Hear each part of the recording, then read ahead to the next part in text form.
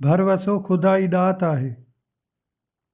Max लोकार्डो गहरी ॻाल्हि कंदे चयो त तव्हां कंहिं हादसे या इतफ़ाक़ जो नतीजो न आहियो, न ई तव्हांखे वसी पैदावार वांगुरु तख़लीक़ कयो वियो आहे। तव्हां का अहिड़ी शइ बि न आहियो जंहिंखे कारख़ाननि में मशीनुनि वसीले सवनि जी तइदाद में ठाहियो वञे, पर तव्हांखे हिकु जामे मक़सद ऐं रथाबंदी हेठि ठाहियो वियो आहे ऐं तव्हांखे ख़ासि महारतूं ऐं नेमतूं अता कयूं वेयूं आहिनि। निहायत प्यार सां तव्हांखे दुनिया में उमाणियो वियो आहे। जेकॾहिं तव्हां कामयाबी हासिल करणु चाहियो था त पोइ तव्हांखे पंहिंजी ज़ात ते भरवसे ऐं यकीन जो इज़हार करणो पवंदो त तव्हां पंहिंजे मक़सद हासिल करण जी सलाहियत सां मालामाल आहियो। तव्हां भली उनखे पंहिंजी बरतरी जो अहसासु, ख़ुदि एतमादी या पंहिंजो पाण ते यकीन करणु सॼियो, उनखे कहिड़ो बि नालो ॾियो, पर उहो तव्हांजो पंहिंजो ज़ात अंदरि गहरो यकीन ऐं भरवसो आहे जो तव्हां पंहिंजे सलाहियतुनि ऐं महारतुनि वसीले मर्ज़ी मूजिबि पंहिंजे लाइ बहितरीन वॾी कामयाबी हासिल करे सघो था।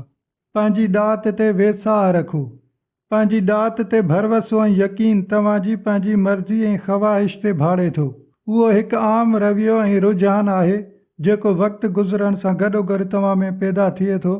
जेतोणीकि मुस्बत रवैयो रखंदड़ ऐं सहकार कंदड़ माउ पीउ उहो रवैयो ज़ाहिर थियण में असांजा मददगार साबित थियनि था, पर हक़ीक़त उहा आहे त लकीर जा फ़क़ीर बणियल माउ पीउ गैर इरादी तौर ते नंढपिण खां ई असांखे पंहिंजे ख़्यालनि ऐं तसवुरनि जो क़ैदी करण जी कोशिश कंदा आहिनि।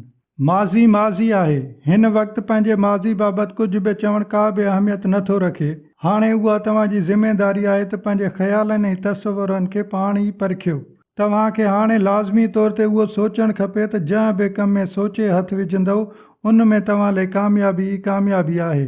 तव्हां पंहिंजे ज़हन जो ध्यानु उन ॻाल्हि ॾांहुं छिकाए सघो था त हाणे का बि शइ नामुमकिन कोन्हे, छाकाणि त तव्हां में हाणे हर क़िस्म जी कामयाबी हासिल करण वारी सलाहियत पैदा थी चुकी आहे। मुमकिन आहे त ज़हन बाबति उहा ताज़ी ॼाण तव्हां लाइ वधीक मददगार साबित थिए, छाकाणि त मुस्बत ऐं तामीरी नमूने पाण सां ॻाल्हाइण सां गॾोगॾु मुनासिब तरबियत ऐं मश्क ज़रिए को बि शख़्स कामयाबी हासिल करे सघे थो।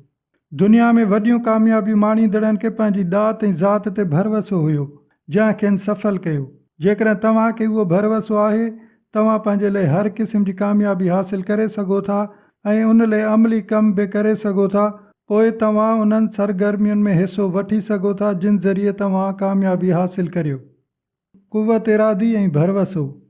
स्टेफन पहिरें, चोथें ऐं 10हें क्लास में फेल थियो हो, छाकाणि त हू पंहिंजे ॿियनि शागिर्दनि वांगुरु पढ़ी न थे सघियो। हू पंहिंजी माउ वटि मुसलसिल 5 कलाक पढ़ंदो हो त बि क्लास में कामयाबु न थींदो हो। हिन पंहिंजे हिकु वेझे दोस्त खां पुछियो त तो इम्तिहान में कामयाबी कहिड़े नमूने हासिल कई, त उहो खेसि मुतमइन कंदड़ जवाबु न ॾेई सघियो। जंहिं खां पोइ स्टेफन अंदाज़ो लॻाए त संदसि उहो दोस्त को एतिरो ज़हीन कोन्हे जेतिरो हुनखे मूं सम्झो पिए। स्टेफन पोइ पंहिंजे क़ुव्वत इरादे खां कमु वठण जो फ़ैसिलो कयो।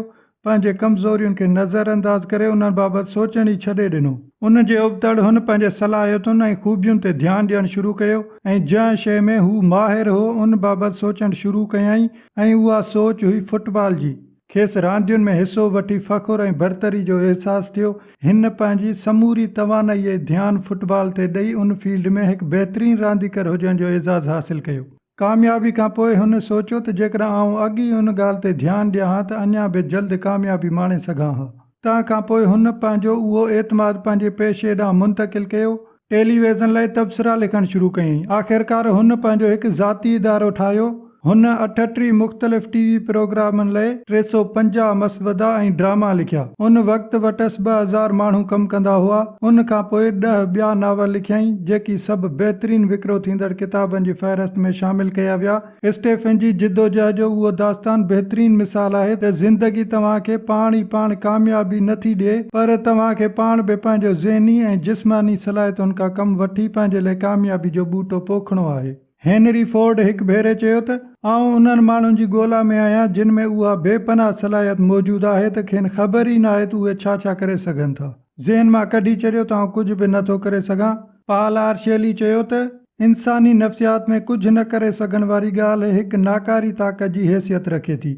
जेकॾहिं तव्हां ज़िंदगी में पंहिंजी मर्ज़ी मूजिबि वॾियूं कामयाबियूं हासिल करणु चाहियो था त पोइ तव्हां आउं कुझु बि नथो करे सघां ऐं काश आउं उन क़ाबिल हुजां हा वग़ैरह जहिड़नि इस्तिलाहनि बाबति सोचणु छॾे ॾियो। उन बाबति सोचे तव्हां पंहिंजो पाण सां झुठ करियो था ऐं पिणु पाण खे पंहिंजे हथां बेवस करे था छॾियो। तव्हां ख़ुदि एतमादी छॾे था ॾियो ऐं अहिड़ा लफ़्ज़ तव्हांखे ज़हनी तौर ते माज़ूर करे कुझु बि करण ते मजबूर करे था छॾनि। इंसानी दिमाग़ अहिड़े नमूने ठाहियो वियो आहे त जीअं तव्हां उन ज़रिए पंहिंजा समूरा मसइला हल करे सघो ऐं उहो तव्हांखे तव्हांजी मर्ज़ी मूजिबि कमु करे ॾेखारे। तव्हां जेकी बि लफ़्ज़ सोचियो था या ॻाल्हायो था उहे तव्हांजे जिस्म ते गहरो असरु छॾीनि था। नंढपिण में जॾहिं तव्हां थाबिट जंदे हलण लॻंदा आहियो त तव्हांखे केर बि न रोकींदो आहे। तव्हां हेॾां होॾां पिया लुॾंदा आहियो पर तव्हां ते कंहिं वॾे जी नज़र हूंदी आहे। उन खां पोइ थोरा वॾा थींदा आहियो त उन वक़्तु तव्हांखे को बि डृप न हूंदो आहे। तव्हां सोचींदा आहियो त तव्हां हर शइ खे ट्रप ॾेई पार करे सघो था, पर आहिस्ते आहिस्ते तव्हां जीअं जीअं वॾा थींदा वेंदा आहियो ऐं कुझु अॻिते वधणु चाहींदा आहियो त आहिस्ते आहिस्ते तव्हांजे वॾनि दोस्तनि उस्तादनि तरफ़ां तव्हां ते जिस्मानी पाबंदियुनि बाहिस तव्हांजो उहो अहसासु बुरी तरह ख़तमु थी वेंदो आहे ऐं तव्हां को बि कमु पंहिंजे सिर पाण करण वारी ख़ुदि एतमादी विञाए वेहो था। कुझु न करे सघण जो सोचे ज़िंदगी न विञायो। दुनिया में हर शख़्स पंहिंजे इरादे जी कुवत ऐं हिमत सां हर को कमु करे सघे थो। जेकॾहिं तव्हां पंहिंजी हयाती में उहो था सम्झो त तव्हां कुझु बि नथा करे सघो त उन जो मतिलबु उहो थियो त तव्हां पंहिंजी हयाती जो क़दुरु करण बदिरां उनखे ज़ाया करे छॾियो। उन जे बदिरां तव्हां दुनिया में किथे बि रहंदा हुजो, कहिड़ी बि उमिरि जा हुजो, उहो सम्झो त धणी ताला दुनिया में तव्हांखे कंहिं न कंहिं कम लाइ मोकिलियो आहे ऐं तव्हां सभु कुझु करे सघो था। बसि रुगो हिमत जी ज़रूरत आहे, पोइ ख़ुदा पारां मदद पाण थी वेंदी। जेकॾहिं तव्हां नंढी उमिरि जा आहियो त बि का ॻाल्हि न आहे। घणा ई माण्हू नंढी उमिरि में वॾा कारनामा करे ॾेखारींदा आहिनि। उन मक़सदु हासिलु करण लाइ शुरूआती क़दम हाणे ई खणणु शुरू करियो। कामयाबी लाइ कंहिं सनद जी ज़रूरत न आहे। मुख़्तलिफ़ क़िस्म जे खोजनाउनि ऐं अंगनि अखरनि मां ज़ाहिर थिए थो त इल्मु तरबियत जी भेट में पंहिंजी ज़ात ते भरवसो सभ खां वधीक अहम आहे। ॿियनि लफ़्ज़नि में पंहिंजो पाण ते एतमाद हिकु अहिड़ो हथियार आहे जंहिं जे वसीले तव्हां पंहिंजे लाइ हर क़िस्म जी नामुमकिन खे मुमकिन बणाए सघो था। अमेरिका जा 20 लखपति अहिड़ा आहिनि जिन कॾहिं बि स्कूल जो मुंहुं न ॾिठो आहे। उन मां साबित थियो त जेतोणीकि ज़िंदगी में कामयाबी लाइ तालीम ऐं तरबियत ज़रूरी आहे, पर तालीमी सर्टिफिकेट जी हर कंहिं ज़रूरत कोन्हे ऐं उहो उसूल इंटरनेट जहिड़ी फ़नी महारत ते बि लागू थिए थो। ओरेकल जे सरबराह खे यूनिवर्सिटी मां कढियो वियो ऐं उहो हिन वक़्तु $18 बिलियन जो मालिक आहे ऐं बिल गेट्स खे हार्वर्ड मां नेकाली मिलियल आहे ऐं अॼु उहो माइक्रोसॉफ्ट जो मालिक आहे ऐं खेसि दुनिया जो सभ खां वॾो दौलतमंद शख़्स सम्झियो वञे थो। दुनिया जा सभ खां कामयाब माण्हू तालीम मुकमिल न करे सघिया हुआ त बि कामयाब रहिया। त तव्हां बि हिन वक़्तु जिते आहियो उतां खां पंहिंजी सुठी ज़िंदगी जी शुरूआति करे उन्हनि खां वधीक कामयाबी हासिलु करे सघो था।